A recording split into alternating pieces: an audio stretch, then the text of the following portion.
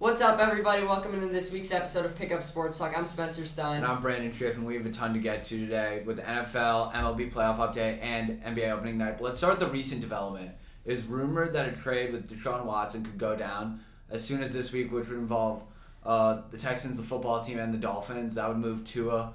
What's your thought on that? So it could go down as early as this week. They said, I still don't know if Deshaun Watson's going to be able to play, so it's a long-term term deal. It's rumored that Tua would be going to the football team, but that's not official. But what we've mainly heard is that Deshaun's going to go to the Dolphins, and it could happen as early as this week. It's not set in stone, but if it happens, it's great for the Dolphins because at this point, they have a great team built around Tua. It's just that Tua's not shaping up to be that good. It's going to be an upgrade for the football team, but this way the Dolphins will be an instant contender, Super Bowl contender as early as next year if they get him back.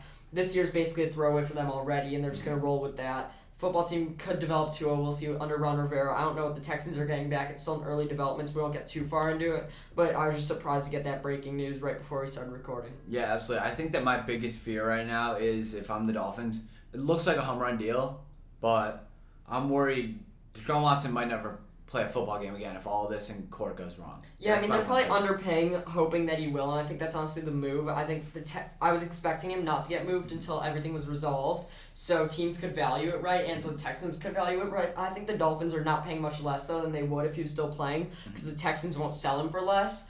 So we'll see what the deal is and if it actually goes down.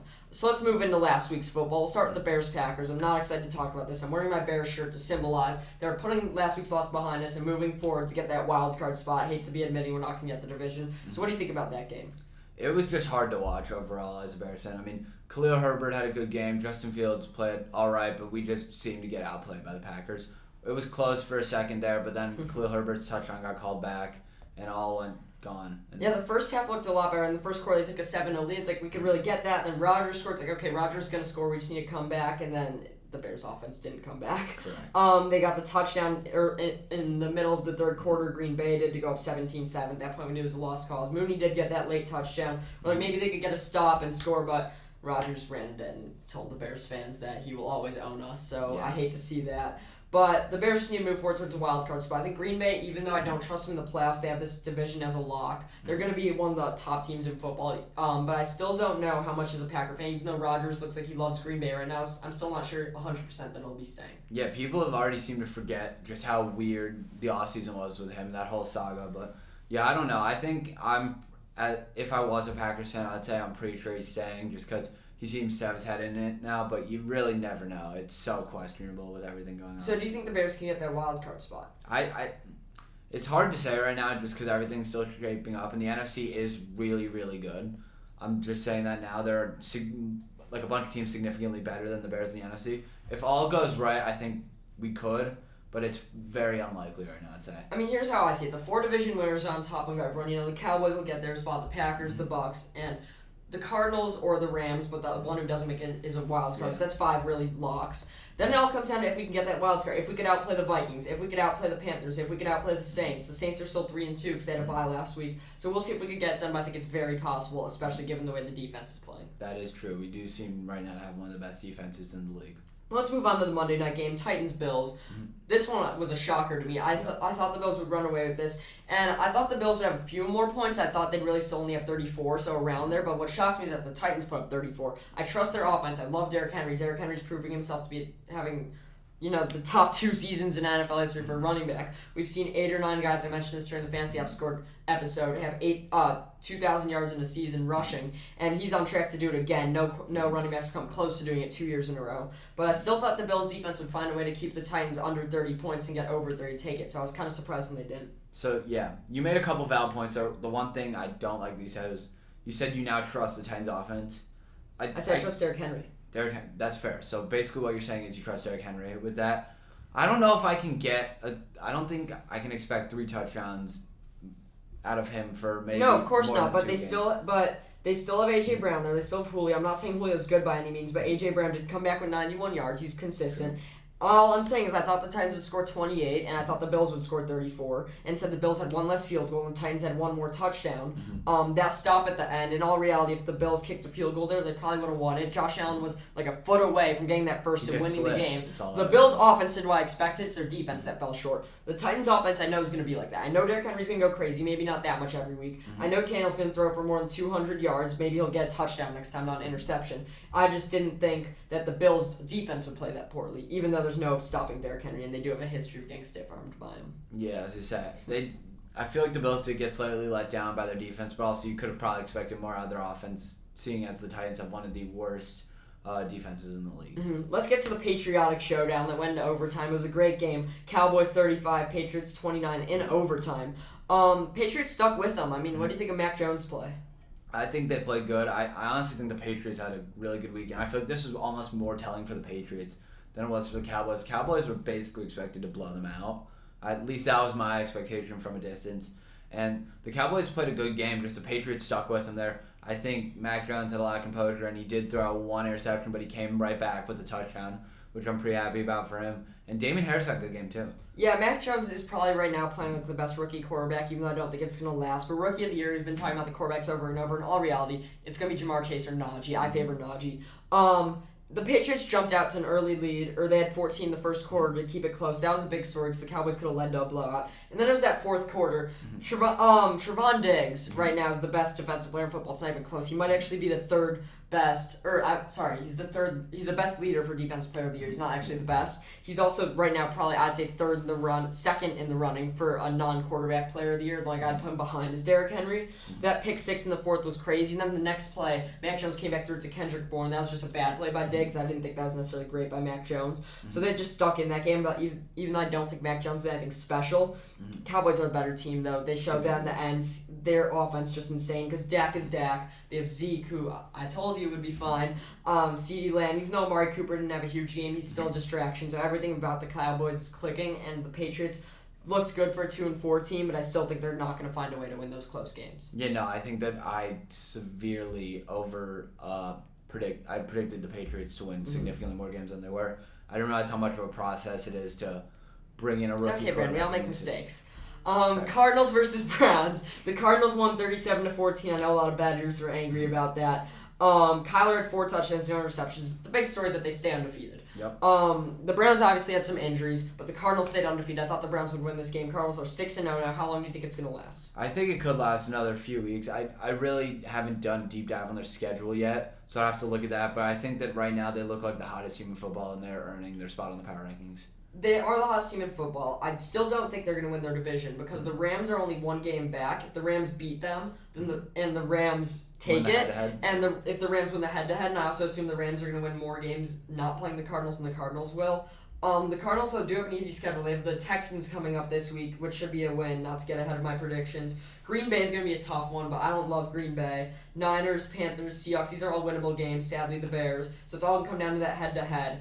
But right now, I favor the Rams. The Cardinals, everything's just clicking for them. Them and the Cowboys and the Ravens, if they are the 3 teams really hitting their stride right now. Yeah, so let's stick with the Ravens. They beat the Chargers 34-6. That was a blow. We both picked the Chargers there because this just proved to me that the Ravens are better than the Chargers. I know that's kind of straightforward, but to me what it proved to me is in the AFC power rankings, the Ravens are right there at the top with the Bills probably, and the Chargers, this scared me because I think the Chargers right now, the Chiefs might be back on track and back on top of the division. So before we talk about that AFC West, I just want to say that the Ravens are proven, Lamar's proven. They actually won that game with Lamar not necessarily going off. They have an all-around good team. They've really overcome their injuries. Their running game is back.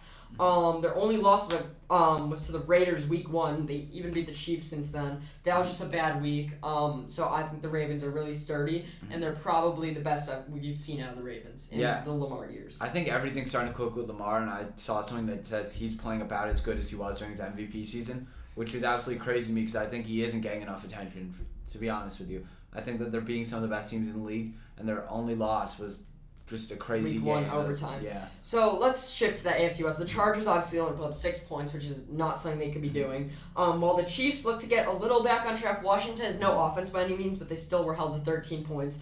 The Chiefs looked decent with their 31 points. Mahomes has all these interceptions, but in all reality, they're all drops by the receivers. Tyreek Hill has 2 or 3 passes that he tipped that were then intercepted.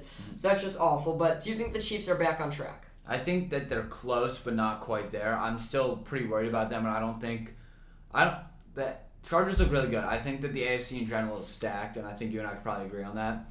So I think it's going to be an uphill climb for them, but they're as close as they've been all year, for sure. Yeah, the way I see it is that this game didn't change too much for me, but I still think they're going to get back on track at some point. The Chargers are 4-2, the Raiders are 4-2, the Broncos are 3-3, Chiefs are 3-3. The Broncos are no challenge whatsoever. They suck. The Raiders are only trending down. They're 4-2. Their really only competition is the Chargers. And as I've said, when you have a head-to-head game coming up and you're within one game, it's basically, it all comes down to that. It's about the rest. So I think, assuming the Chiefs will win that game, I consider them tied right now. We obviously can't assume they're going to win that game, but what I'm saying is they just need to stay within one game of the Chargers, and I think they will do that. If not, they'll catch them. So I still think they're going to win that division. Yeah, fair. I think that the Chiefs are still one of the most talented teams in football. There's no denying it. I just think there are issues with their defense. I think they'll get over it eventually. The offense is going to start clicking fully again. And we even saw that with Darrell Williams. I mean, the second Allaire went out, he had 2 touchdowns. I don't think Allaire's had a 2-touchdown game in his career. I think that was just something I noticed. Yeah, he has, definitely not this year. Let's get to the hurry up, Brandon. You start Bucs-Eagles, the Thursday night game. Yeah, so the Bucs defeated the Eagles. Overall, not much to say about that. Brady threw for 2 touchdowns. Antonio Brown had an amazing game. I'm starting to question Jalen Hurts. I mean, I think most people were ahead of me in that. I don't know how much I can trust him. Just if I was an Eagles fan, I'd be worried. And Miles Sanders just looks just about awful. But we always talk about him. The Sunday night game, Seahawks-Steelers, another overtime game. That was a good one. The Steelers did what I expected them to do. I did think Claypool would be a little more of a factor, even though Deontay Johnson's the number 1 guy there. Obviously, Najee pretty much carries their offense. Them scoring 23 did not shock me. The Seahawks, though, their offense looked a little better than I thought. Geno had no interceptions, 209 yards and a touchdown. Alex Collins had 101 yards rushing and a touchdown. They got up to 20 points. Their defense is just unreliable completely. And the fact that the Steelers offense put up 23, that's almost their most all year. They put more against Denver. It's embarrassing. But the Seahawks defense did what we expected them to do that game, how I expected it to do, and it was very interesting, so I really liked that matchup. Yeah, another matchup that I actually thought was pretty interesting.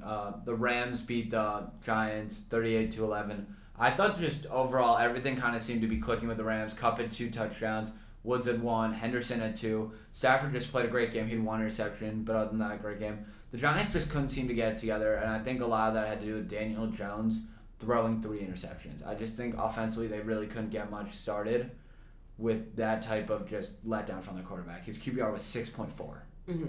Bengals Lions. The Bengals won 34-11. You know what? The Bengals are a good team. I said the Lions would win. I underestimated the Bengals. But really what it comes down to is Dan Campbell can't change the world. The Lions are just not a good enough team. They have decent running backs. They don't really have receivers. They don't have a defense. You know, the Lions just can't be trusted to win a game this year. Yeah, my next game I want to get to, Raiders-Broncos.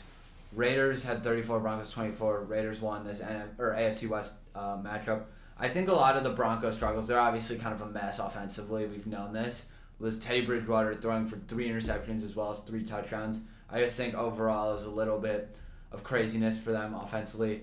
But the Raiders overall, Derek Carr's looked good recently. I know he was in the MVP conversation, then he kind of faded out. He's been pretty good, and I think he's kind of falling under the radar a little bit. I think he's leading them well through just everything that's gone on with the Gruden situation and how he's gone now, and they're kind of stuck with an interim coach. Yeah, I agree. I actually liked how their coach did. Vikings-Panthers, the last overtime game, the Panthers kind of forced it late with that touchdown. Vikings had a chance to hit a field goal to win, but they ended up still winning on that first drive in overtime with a KJ Osborne touchdown. My guy's back.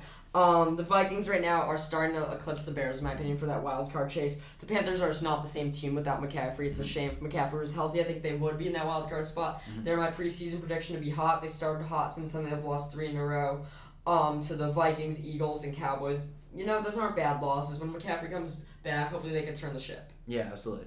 Now moving on to the London game. The Jaguars got their first win of the year. Trevor Lawrence's first win as an NFL quarterback over the Dolphins, 23-20. It was a just end-game field goal kick. It was a deep one. The Jaguars hadn't hit a field goal all year. Yeah. It was crazy. I honestly was super surprised that it was this game. And one thing I do want to note, Tua and Jalen Waddle seem to have a real connection. I mean, that could all be gone now because Tua could be traded for all we know. But that was something I definitely noted during the game. And I'm kind of happy for Trevor Lawrence. I can't lie to you. I mean, just getting drafted into a situation like that is probably not easy. And he finally got I don't know. I did not like him at Clemson. I'm happy he's losing those games. Hate to say it. The Texans...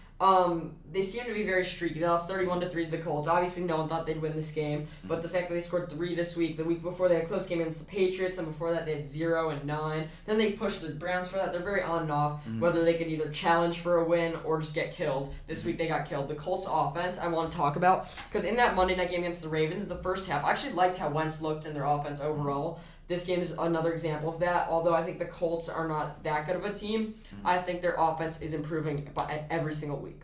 Fair. Now let's move on to some college football for Spencer's 30-second topic. Let me hear it. So I just want to talk about the rankings. In the new rankings, Cincinnati's been ranked 2 and Oklahoma's been ranked 3. I tweeted about this and I really don't like this. Here's why.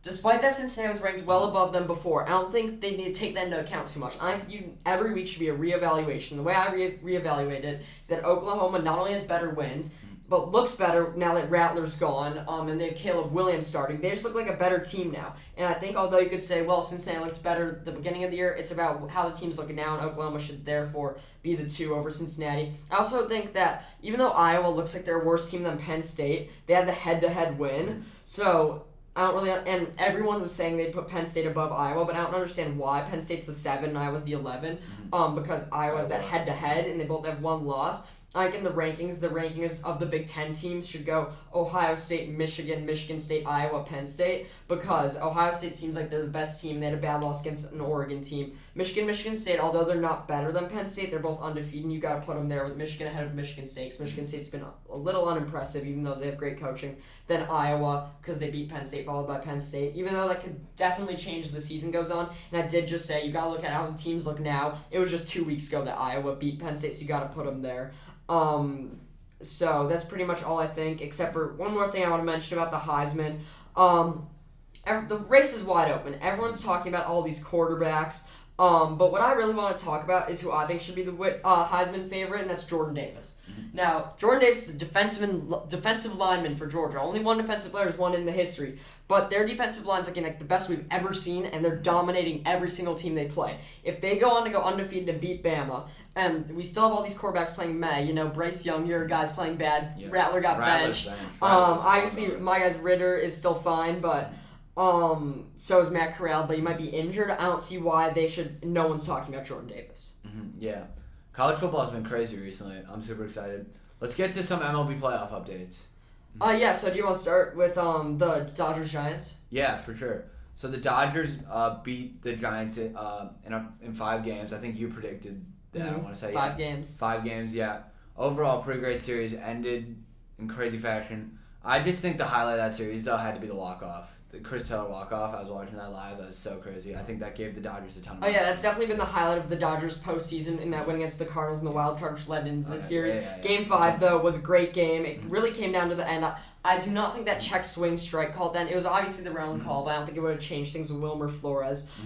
Giants are a great team, good for them for having a good season, but I did have a feeling the Dodgers would pull it out if it came to Game 5. Let's talk about the series going on now. The Dodgers versus the Braves. Braves took the first. I've had a lot of predictions that I picture things to go one way, and I get really close to go another. I thought the Braves would win Game 1 because the Dodgers were on short rest on the long trip. Yep. Game 2, though, is where I thought the Dodgers would take that game and then, start winning the series. And they actually lost 5-4. The Braves had another walk-off. That was 2 games in a row with a walk-off. And then on the game Tuesday, yesterday, they were down 5-2 late in the 8th, and I was like, oh my god, no way the Braves are going to beat the Dodgers. And that Cody Bellinger hit a 3-run homer, plus in that same inning, there's a double. Mookie Betts got the go-ahead RBI. And I tweeted that Bellinger home run didn't just save their game, it saved their series, and that's going to be the turning point of the series. Tonight we got the Urias versus Chavez. Urias is going to dominate tonight. The Dodgers are going to tie it up at 2-2, and there's still my World Series pick through that. Yeah, I've been really liking what I'm seeing from the Dodgers. I like Urias a lot. And honestly, I think that they are probably going to take a series from here. I think that the Braves could get one game, but I think overall this is the Dodger series from here on out. Yeah, and going to Stroh's Red Sox, after game one, even though the Astros won it, for some reason that made me think the Red Sox were going to win it. I changed my complete opinion because the Sox looked great in that game one, even though they lost. Game 2, they won dominantly. Game 3, they won dominantly. Game 4, looked like they were going to win. They jumped out to an early lead. And then Houston scored 7 in the 9th, which just completely shocked me. You're never expecting guys to get teams in the playoffs to get 7 runs in the 9th. I think they had 7 straight base runners, actually, on top of that. So that surprised me. I thought the Red Sox were going to pull away with that game and then maybe end it today. However, today, right now, the Houston is up 1-0. They're looking to take command back. I said the Stros win at the beginning. I kind of shifted my ideas to Boston. Tonight's game, the winner of the series is going to win. If Houston wins it, they're going to close out Boston. It's actually going to take 7 games, I think, regardless. Yeah. The only thing is, I think... So, I guess that's kind of counterintuitive, but if Boston wins this game, they'll have all the momentum once again and win it, I think, maybe Game 6. But right now, I'd still lean towards the Stros. Especially because I'm not, even though Chris Sale's only given up a run so far, I just haven't liked his pitching overall. Yeah, it's been, I might have to disagree with you. I think that I still have confidence in the Astros. I kind of stuck with them before the playoffs. No, I said the Astros. Oh, you said the Astros won. I agree. I stuck with them before. I think I'm going to have to stick with them now. I thought your pick before was the Rays and the White Sox, actually. You're not wrong. You're not wrong. We could go back to that, but I still did Dodgers winning the World Series. Let's move on from baseball to basketball. So we had a huge basketball preseason predictions episode. Make sure to check that out. Please check that out. It was probably our best episode yet, but there were games last night that we didn't get to. We'll start with Bucks Warriors. The first game, the Bucks raised the banners, got all their rings, and then proceed to slaughter the Nets on their home floor. What were your takeaways from that game? Yeah, so Giannis just looked absolutely dominant. There was not much more to say on the Bucks side. They were clicking. Everyone was playing well. Bucks dominated that game. I do want to give a shout out to a guy who I met, super nice guy, also great player. Pat Connaughton had an amazing game. He had 20 points and just seemed to almost be like an anchor for them. I know it sounds weird because he's kind of like not unknown now that they won the title. But bench player. Yeah, bench player to be their anchor, but he definitely was. On the Nets side of the ball, they obviously played well. I think that come playoff time, they're going to be turning it on a lot more, so I don't think there's any reason to overreact. But one guy who played absolutely amazing for them, Patty Mills. He had 21 points. I was really wanting to talk about Patty Mills because I'm a huge Patty Mills. From 3. I'm a huge Patty Mills fan. I liked what he did in San Antonio, and I thought the fact that the Nets signed him was a big difference because I thought he's gonna be their bench 6 man. Even though they still have Aldridge, they still have Paul Millsap, all those guys. I was expecting last night to be a blowout for Milwaukee. I don't think the Nets are gonna turn it on until later. I still think the Nets are gonna get the 3 seed. And the Bucks are going to have the best record in basketball. Yeah, I think when it comes down to the playoffs, I still am confident that KD can turn it on. Let's move to the West. Lakers-Warriors. You know, the Lakers were in the lead the whole game, and the Warriors won. And everyone's coming out to me at school, what about your Lakers? What about your Lakers? You know what? I did say that they were going to start off slow and at the end hit a stride, come back, find a way to get into that 2 seed, and then win the finals. So right now, even though I thought they'd win last night, I'm not expecting a big start from them. Sorry to kind of be taking all the Lakers stuff, but I'm a huge fan, so I really analyzed the game a lot for the Lakers. AD and LeBron are great. They're probably the best duo in basketball. I put them above KD and Harden, and I like the guys that have returned. I like how Rondo looked. I like how Dwight Howard looked. I think he should actually start over DeAndre Jordan if they're going to go with that big lineup. I can't wait till Taylor Horton-Tucker gets back because he's great. Rondo, Avery Bradley looked fine, I guess. What are your thoughts on Westbrook? Here's what I want to say. First, Westbrook, and the first half I liked him decently. I liked him in transition. I liked his passing, but he just can't score, and I think they need to score more. That's why I think it would have been better if they got Buddy Hield, because it still might work out. I'm still confident it will, and they're definitely not giving up on it after one game. It's just that he's not a shooter, and LeBron is a shooter, and LeBron can do everything Westbrook can, just in addition to it, he could shoot decently. So Westbrook not being able to shoot, we don't need a Westbrook guy. We already have LeBron. We don't need a guy who passes and hustles, because they already have everyone who does that. But Taylor Horton-Tucker's going to make a difference when he comes back. Kent Bazemore played well, but for some reason I just don't like watching him in the starting lineup. I know it sounds bad, but when Wayne Ellington gets back, he might start, so there's a lot of moving pieces. I'm hoping they end up starting Dwight Howard and Taylor Horton-Tucker to go with the OG Lakers lineup, the guys they had when they won the title, except with Westbrook thrown in there. They'll still have Melo coming off the bench. Rondo coming off the bench, Bradley coming off the bench, Monk coming off the bench. So although they looked bad, they will hit their stride later. The only question mark in my eyes is Westbrook. Everything else looked decent enough. Yeah, so you basically took the entire Lakers side, which I'm cool with. You could take the Warriors. I had more to say about the Warriors, to be honest. So we saw good games, great triple-double out of Stephen Curry. Jordan Poole, I want to highlight. Yeah. Looked amazing. He had 20 points, just somewhat poor shooting efficiency. They might have to start him when Clay comes back. That's what I was thinking right here. So I think right now I'm looking at it, they're going to be the small ball warriors again. You're going to have Curry at the 1, Poole at the 2, Wiggins at the 3. I don't know. Wait, Clay at the 3, Wiggins at the 4, Draymond at the 5. I don't know if they could do that. I think they might have to trade Wiggins for a bigger guy because small ball is good, but Wiggins can't fit the same thing like Iguodala did. And they do have Iguodala, but he's a different guy. Curry's was my MVP pick, and he looked good overall, but the 5 for 21 shooting scares me. But I'm still sticking with him for MVP. Yeah, overall though, both teams looked good. I think the Westbrook thing's to take some time. His box plus minus was minus 23, which is just about atrocious, but there's a curve to playing with LeBron, I think. And I liked his transition. I liked his passing. And I'm a huge Westbrook guy. Last season, we loved him. The only issue for me is that he doesn't seem needed on the Lakers. Any other team, he could help them. Just the Lakers, we already have guys that can do what he does. What we really need is shooters, 3 and D. So he can do everything except we need a better shooter. Before we get to our NFL predictions, Brandon, talk to me about Ben Simmons. Yeah, so my now least favorite player in the NBA, Ben Simmons, returned to the 76ers. All seemed like it was going to go as well as it could. I mean, it's Ben Simmons. And he stormed out of practice with the ball. It's ridiculous how someone's... By the way, he didn't storm out of practice. What happened was that he refused to participate in a drill. It's not even like he got angry. He actually was forced out. With the ball. Yes. It's really ridiculous to me that a guy whose value was so high, so short ago... They could have got Harden. Is now his value so low. If I'm a Sixers fan, I'm so angry. I'm so mad.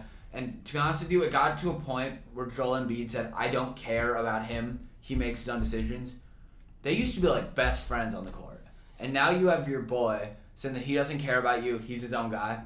If I'm Ben Simmons right now, I need to take a real reality check. And I'm going to need to realize that I'm probably not going to end up in a city I wanted to go.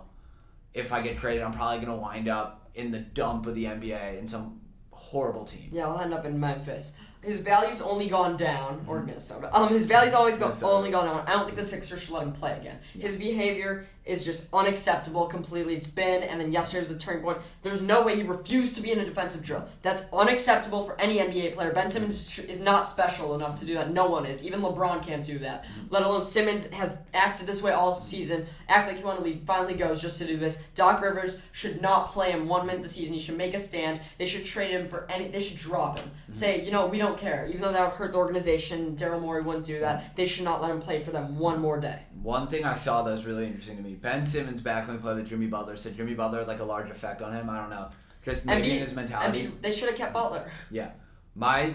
Something I saw that was ironic is that when Jimmy Butler was faced with adversity and wanted to get traded, he took the third lineup and beat the starters and left the ball at center court and left.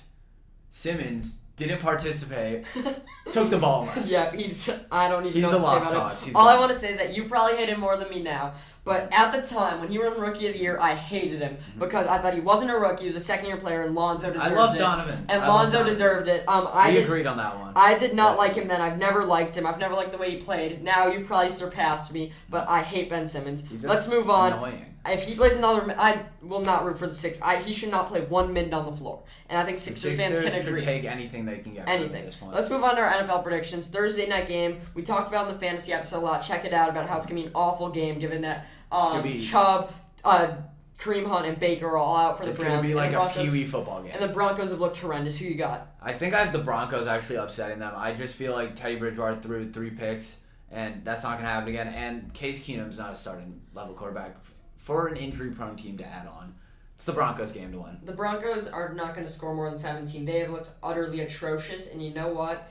Despite Case Keenum, despite Dearest Johnson, they're not taking this game. The Broncos, I will not bet on them to win a game again. I'll take the Browns by 3. I'm going to take the Broncos by 3 as well.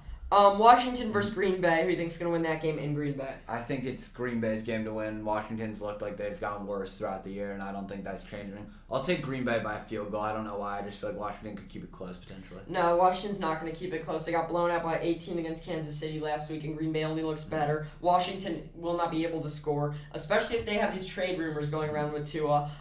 Green Bay's going to actually cover and win by 10. You think so? Yeah. So the next game, Chiefs, Titans.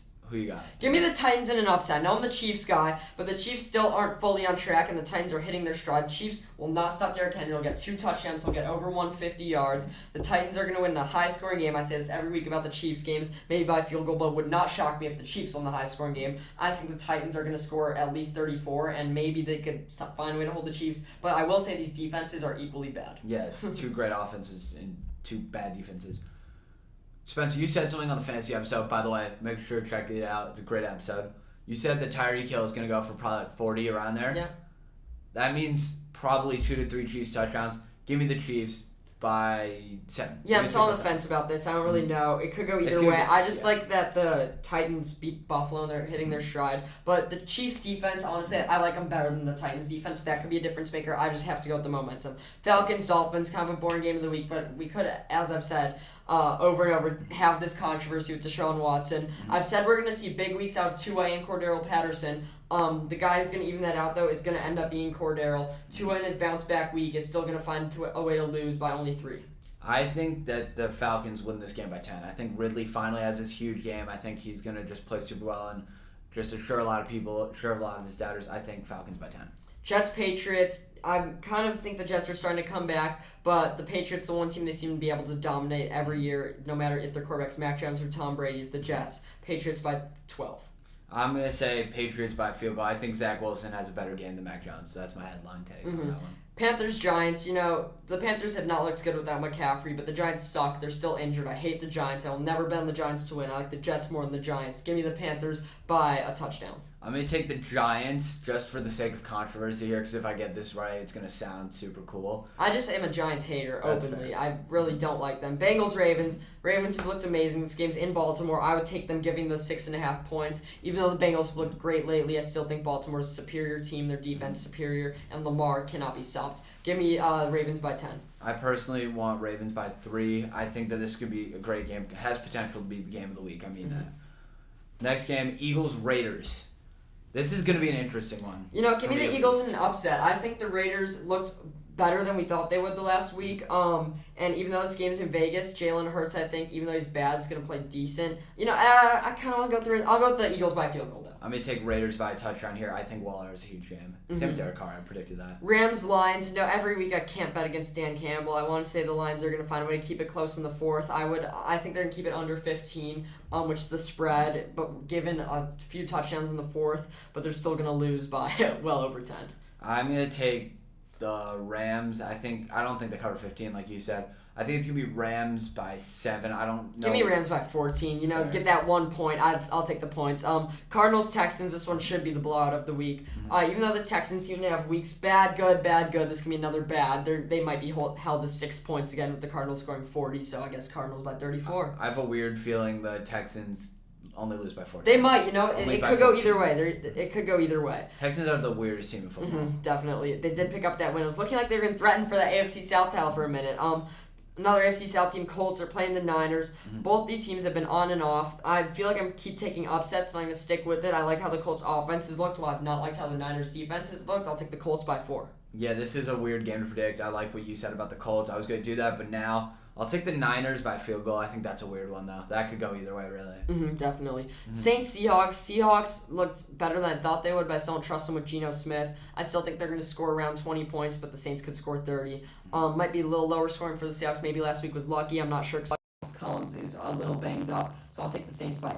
I'm going to take Seahawks by a last-second field goal. I don't really love what I've seen from the Saints. It's been really inconsistent when I've seen them. I agree, they've been inconsistent, but I'm going with a big week, so they'll be bad next week.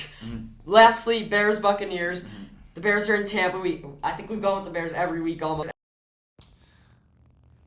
Why not? Let's take the Bears. I think that the Bears find a way to win by 3. I know you're looking at me a little weird, but you remember what happened last year?